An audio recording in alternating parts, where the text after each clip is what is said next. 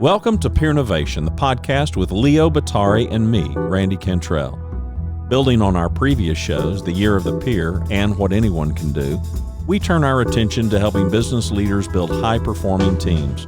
We'll talk with a diverse group of thought leaders who will share stories and insights that will help you and your teams achieve new heights. If you believe there is strength in numbers and that meeting the challenges of the future can only be achieved if we do it together, then join us for the conversation.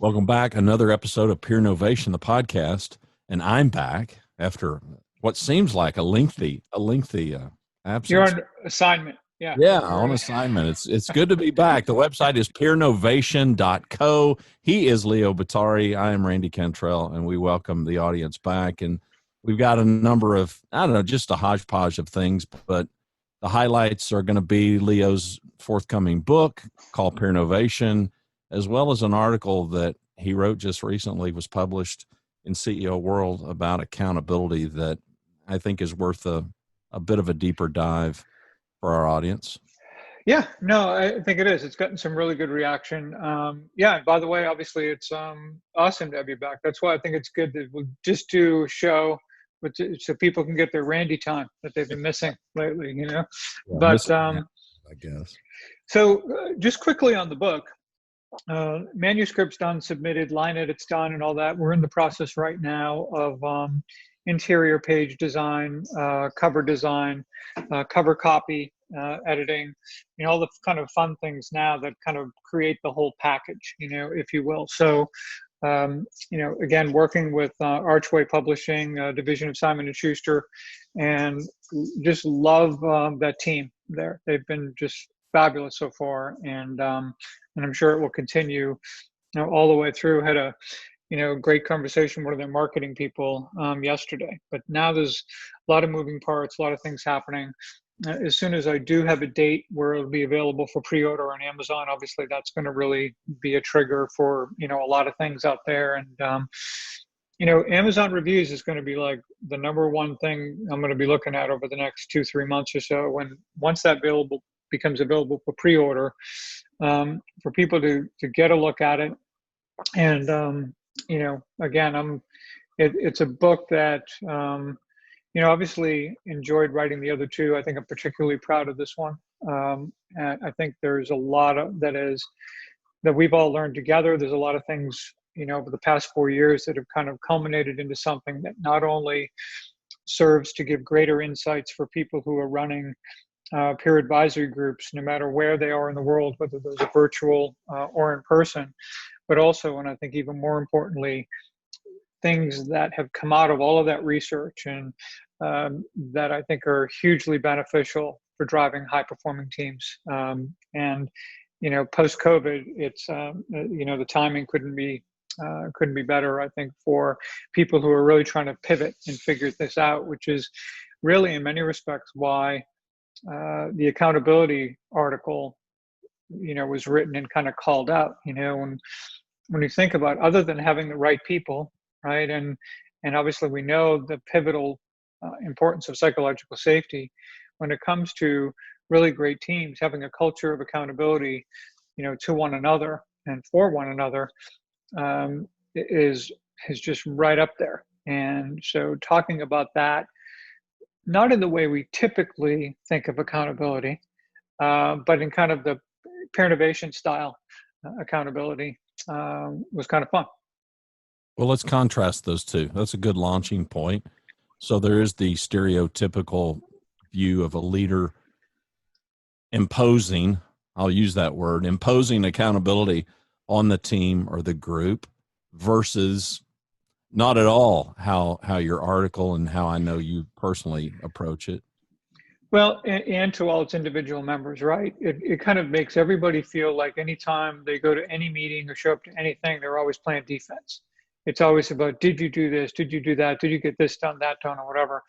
And interestingly enough, so much of it is around outcome metrics versus output, right? We get so focused on, the end result that too often we don't spend the kind of time, particularly when we're a team and we have opportunities to work together and collaborate in ways that can make us more productive, that we focus on what does it actually take to achieve those outcomes and how well are we doing those things together. But I have always regarded, and I think in most situations, you talk to employees and that's what they will tell you. It just feels like that the leader's on one side of the table, I'm on the other side of the table, and I'm just fending things off. I'm playing defense all the time in terms of justifying all of these kinds of things. Whatever did happen, didn't happen, whatever. I think this kind of speaks to a number of things in the article, and I'm going to just kind of take them one at a time. One of them, I guess, is rather to think about you holding other people accountable. It's basically thinking of it in terms of I'm accepting personal responsibility for the role that I play on this team and with this company, and that it is up to me to bring my A game, and I hold myself to that incredibly high standard. I expect others to do the same, just as they expect that of me. But it's a different feel to it. It's much more about playing offense than it is about playing defense. It puts me as the employee, in real control in terms of taking pride over my outputs, my outcomes, and my contribution to not only doing my job, but helping everyone around me be better. And this is where it kind of pivots to the leader. And I think this is the importance of it being a part of the team and not being apart from it. Oftentimes when you talk to leaders and you ask them, are you part of the team or are you separate from the team? And they'll oftentimes say, no, well, that's the team there. I lead the team, but that's the team. And it's like, you could look at it that way, certainly. But I think what we found time and time again in our research over the years with both groups and with CEOs who lead high-performing teams is that the CEOs are a part of the team. They absolutely consider themselves that, right? It's not like, like I mentioned about one person on one side of the table and one on the other, where the leader often has this philosophy that, all right, I have one employee that I'm going to hold accountable for this goal, because then if they don't get it, I have one throat to choke, was literally the quote that I've heard on many occasions, by the way. It doesn't exactly make me feel like, all right, we're all in this together, win or lose, right? So I think the idea of a team feeling like that you are in it for one another, there to support one another, and for that leader, by the way, to be as accountable to the team. And what I mean is kind of publicly stating to the team, here are the expectations for myself in terms of how I want to support you all, and the team members do the same, then everyone's on a level playing field there, and they understand what it takes, to achieve the goal. Of course, being on a team is more than just about achieving a particular goal or whatever. Great teams have what, we found in our research with high performing groups as really strong learning achieving cycles, which is how they continually get better all the time, right? They learn together, they do it really well, they give each other the courage and encourage one another to act on that learning. They achieve results, even if there's some trial and error involved there. And once they do, it inspires more learning and more growing, and the ability of the team to get just that much better over time. And again, these are things that we all do, leader and employee alike, on the same side of the table as part of the same group, right? We've already chatted a little bit about, of course, measuring, outputs as well as outcomes. I think that's really key. But I think when we think about accountability as framed much more as about personal responsibility than it is holding other people, accountable, we think about like a model sometimes of the leader, and then there's the team underneath him. And there's all these kind of little dyad relationships that create this, I'm on this side and you're on that side of feeling. We worked with Dave Logan originally, or initially, I should say, in writing The Power of Peers and thinking about how triads, is probably a better model, where the leader, the individual team member, and the team itself as an entity each hold equal responsibility for having that culture of personal responsibility / accountability that's designed really to make everyone better, which is the why, everyone's there. They want to produce, a common work product or achieve common goals together and do it in the very best way they can. But before I get into kind of the role of the leader on that, Randy, how does that strike you as being, in some respects, different from, what you grew up with in terms of leadership, or on the employee side of things, Well, or on the leader pod? we're very steeped in hierarchical kind of authority figures, and I can tell you that from my very first job throughout most of my early career, hey, the boss is the boss. The boss is in no way connected to us, right? And I grew up hearing more bosses say, and if they didn't completely articulate it this way, this was the sentiment: it's my job to catch you doing something wrong. It's my job to point out your faults and where you missed the mark. And it had a big impact on me in that I didn't follow suit with that whole autocracy. I hated it and committed myself. If I ever get the title, if I ever get the authority, I'm going to so go in the opposite direction, which is what I did. And I think of all the high performing teams that I've ever not been a part of, but the ones that I have helped serve in the last 11 or 12 years as a coach. And none of them are led by autocrats.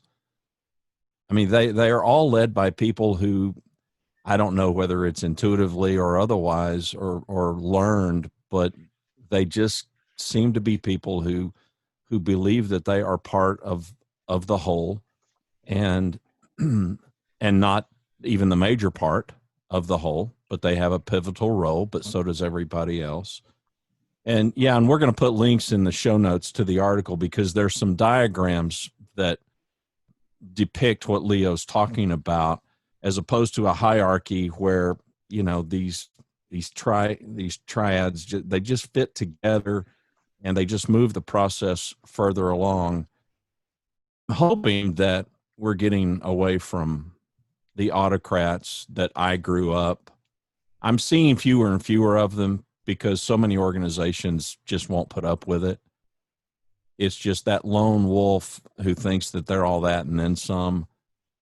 Thankfully, I'm seeing, whether it's in city government or whether it's in corporate work, business work, I'm just not seeing that pay off, because you can't do it all by yourself. And those people don't seem to be capable of getting the most out of a group of individuals. I don't think they're even capable of building effective teams, much less leading a team to be high performing. So yeah, I love that triad model. Well, and in fairness, there's a guy that I talk about in the upcoming book. His name is Roy. Now, this was one of the early jobs I had out of college. I was supposed to take this job with Paul Songerson. It wasn't going to start till October. So from April to October, I got to find something, right? I got no money, no car. So I'm like, oh, great. I'll get a job at a car dealership. I can make money, and they give me a new car to drive as a demo, right?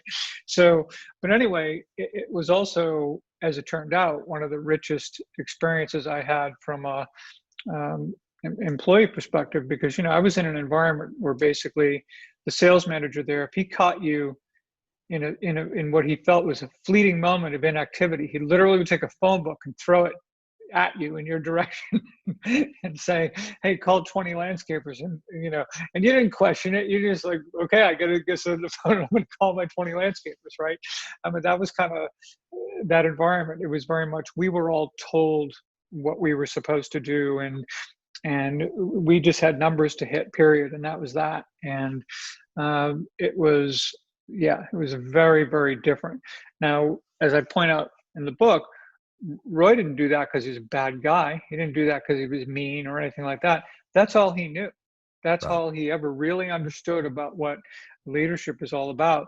because it was all about the task. Hit the number, get the task done, hit this. The fact that it actually takes people for you to make that possible kind of was a kind of a side thing, right? Which, Right. so now you've got, for some people who eventually say, yeah, no, this has to be a better way. I don't think I can survive in this environment. I'm going to be out of here now. They would eventually, although they were few and far between, would find places where you had leaders that recognized, at least to a greater extent, how important it was for people to develop and for people to be empowered and for people to see their role as one where they were following the example of others around them, like who were really great at their job. So you wanted to show up and be really great at what you did, as well. It wasn't about people holding me accountable for that. It was, I was in this environment where it's like, whoa, got to bring your A game here, because the expectation is that I'm here for a reason. I'm here to make a difference, not just to fulfill a role. And so that creates an entirely different feel, which is kind of a bit of where I was getting to, with that. The other thing, that brought up in the article too, is if you think about, okay, so what's the leader's role in the culture of accountability? And I think about it as a leader, not as an enforcer, right? Because that would put you back in that command and control type of model, right? But more the backstop. That if you can create a culture where people recognize that their own currency in that organization is based on them showing up and bringing their very best every day, and that the leader models that behavior by doing the same, right? Now, all of a sudden, you've got everyone literally on the same team, not people across from the table, but everyone on the same side, working on that. And when something does break down, if it ever does, in terms of a culture of accountability, the leader is there to offer a reminder, I think, for the fact that, hold on, remember how important this is. Let's make sure we stay on track and we're here, as opposed to, being the one driving it. And, I think it's, really essential when we have that type of approach, we look at. The other aspect of this too is that the goal, right, because we think about this accountability thing, is more getting better every day as opposed to hitting certain numbers or trying to win a championship or trying to create an ad campaign or trying to create whatever, right?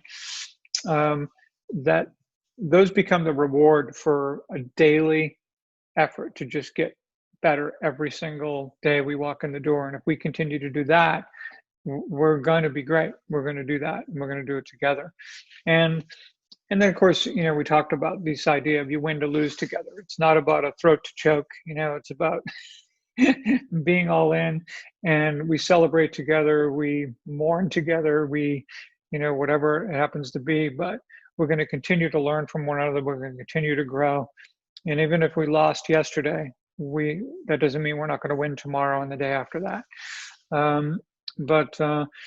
Yeah, it's such an interesting thing, I think, when you think about leaders and how and especially, by the way, when times get tough, right, in times of crisis, when we reach management by desperation, right? Well, now all of a sudden we're all about, like, how do we hit this, that, and the other thing, and we forget those important lessons about all being on the same team. It starts to become every person for himself, and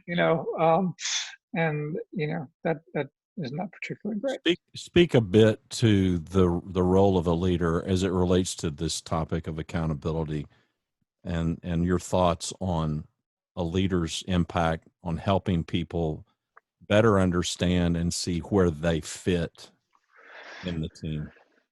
I think it starts with bringing the right people on the team. It's really recognizing who are the people that are going to hold themselves to the high standard that everyone else on this team does, and how are they going to make a contribution and make a difference. I think it absolutely starts there. The whole model, the whole reinforcing loop, of the 5 factors starts with having the right people in the room. And I think the leader has a huge responsibility in being able to identify who those people are and what they bring to the table and what the expectations are. I want to be really clear on this too, that just because we talk about the leader on the same side of the table versus on the other side of it, or not holding people accountable in that finger pointing way, that doesn't make it more gentle leadership. It doesn't make you less tough or less demanding or whatever. You're going to challenge your team members, and you're going to challenge one another, and you're going to continue to be better and get better, as a result of it. It's just different. It's a very different feel when you feel like we're all in this together versus having someone feel like, wait a minute, I'm not the competitor, which you can feel like that, sometimes when you've got that, just relationship that's doing this, so yeah. I mean, I think that's where it starts, and I think obviously modeling that becomes really important. Being that leader who obviously is willing to hold themselves to high standards as much as they have the expectations of other people on the team and that they have of one another. It all has to be congruous in that way. It can't be the leader just expecting the best out of everyone else, and then all of a sudden you kind of phone it in 3 days a week. That's not going to fly. Yeah, Dr. Henry Cloud, advocates for leaders, and I agree with him, and I know you do too, is for us to show up with truth and grace. So it doesn't mean, to your point, it doesn't mean that you don't have the difficult conversations. In fact, quite the contrary, it means you do have the difficult conversation. You just, you're just not showing up with a baseball bat in your hand or with your hands ready to put it around somebody's throat, to your point. Yeah, and Jim Collins speaks to the same thing when he talks about an iron will, but at the same time, just incredible humility. And I think humility is probably as much of an important word for a leader as there is. Is really that. And yeah. And it's interesting when you read about particularly high performing athletes in a team event, a team sport, and their biggest moments of their life, the championships, the records, the whatever, and just how tough the leader was, and yet bearing complete responsibility for the outcome as much as any of the star players. And you've used UConn women's, and we've talked about various hockey. And condolences to your Bruins, by the way, for being eliminated last night. What happened? No, I'm just kidding. No, I know. Yeah, it's pretty horrible. Celtics are doing well, though. Yeah, well, my Dallas Stars didn't do too well last night. They had the opportunity to close it out and completely laid an egg. But you look at those kinds of stories, and being a person who's never played anything at that level, but I've done a fair amount of sports coaching, and I get it. I mean, there is a toughness that does have truth and grace, as Dr. Cloud says, but there's a compassion, and there's a love for these people to do their very best and perform at a level. I'm speculating that the Dallas Stars, they came out guns a-blazing 2 nights ago, and then last night looked like a completely different team. And they've got an interim coach, and I can almost guarantee, the conversation, this is a guy who feels the burden of leadership to help these guys perform at their very best. And last night they didn't. And you could listen to his press conference, and you can tell, I mean, this is a guy, he's definitely on the same side of the table as the players, is really the point. Yeah. And the other thing is, great players love to be coached. Great players love to be challenged. And it's really all about getting better, which is kind of, again, it really always goes back to who are the right people for this team, right? What are the things that make the difference between someone who makes it on this team and someone who doesn't? Despite what could be a great resume or someone who does amazing interviews, all that, do they have what it takes to be successful here? And those are really important questions. And once we get a better feel for what that looks like in our organization, because we know that when a leader tolerates a subpar employee, in most cases, the employees, are looking at that and they're like, really? Like, what is that about? And then when they finally let them go, and the leader thinks, oh, are you sad that so-and-so's gone? They're like, well, yeah, they're a pretty nice person and everything, but God, how did that happen 6 months ago? Is really kind of the thing when it comes to being, and the expectation is that anyone you're going to add to this team, or anyone who's going to replace someone in this team, has got to be, playing at a high level and willing to do, what it takes to, um, just have a passion around what they do, and I think, and people who do work hard at it, and they work hard to be better, they work hard to be great individual contributors, and mostly, and I would really add this too, you've got to have people that aren't just strong individual performers to aimed at setting good goals for themselves, but also who care about one another, who care about making everyone around them better. Because that way, when I'm challenged by a coworker or questioned by a coworker about something that I've already expressed that I've wanted for myself or for the team, I see that as us supporting one another, helping one another, not calling somebody out. So again, I think when it's clear why we're there and the value and importance of caring for one another and a commitment to just getting better all the time, I mean, that's just really, that's what it's all about. Well, and I think to your point, as we kind of round the quarter pole to the finish line here for this show, I think the team itself, I mean, there's an accountability. I don't think it ends up just being completely on the leader, the sole leader. The team itself, every high performing team that I know of, there has been this whole group of, of people stepping up before the person in charge or the person with the title or authority can even say anything, them holding one another accountable, which is a powerful thing. Well, absolutely. We've talked about that, as you mentioned, with, there isn't any great sports team who will tell you that, yeah, you think the coach is tough on the players, you should see how the players are with one another. But again, not in a way that puts people on the defensive, but in a way that brings out the best in everyone around them. And I think that is, essential. And it's kind of what it's all about. And, the hope, I think, especially, I think, as we are, in virtual teams right now, we talked about this a little bit in advance. The caution I would have for CEOs out there who are really getting a little bit like, okay, these teams have been working remotely a long time now. Yes, some of the early results, I think, for a lot of teams have been particularly positive. People have stepped up. People have shown that they can do great work and be trusted and do everything from home. But I think the longer that goes on, the more nervous some people start to get. And I think there's a real tendency to say, okay, we're going to impose all kinds of new accountability pieces because, boy, we're going to make sure everyone's doing what they're doing. I think that the likelihood that that would be have the opposite effect of what you're doing, because you're going to, engage them in activities that aren't going to be about their work. It's going to be about just showing their work, and it's going to basically send that not so subtle message that, well, they don't really trust me. Here I've been doing all this work. I've been working to death now for the last 3 to 4 months. Numbers are up, things are good. Now all of a sudden, accountability expectations and measures and things for me from a reporting standpoint and everything just went up, 25%,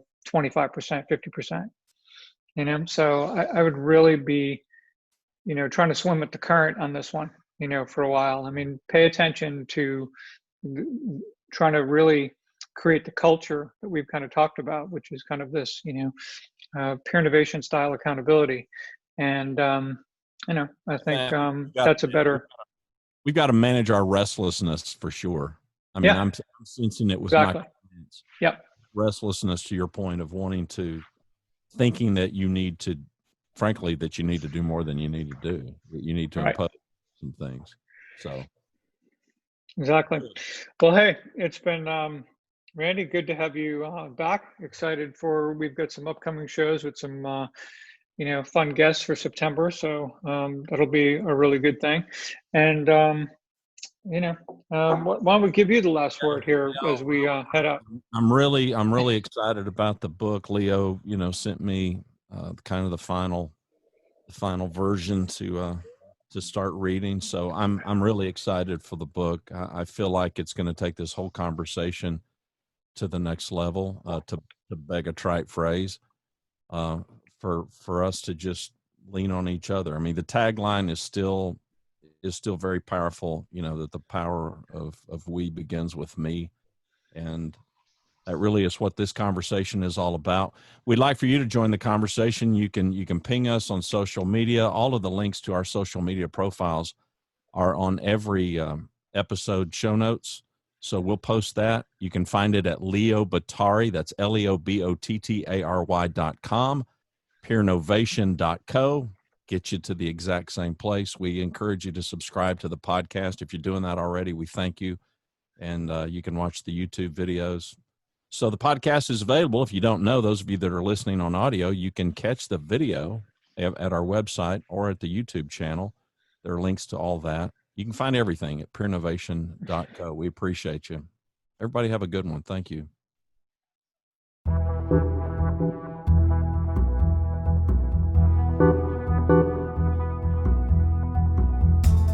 Thank you for joining us. To subscribe to the podcast and learn more about how you can engage Peernovation for your organization, contact us on the website at peernovation.co. Until next week, remember, the power of we begins with you.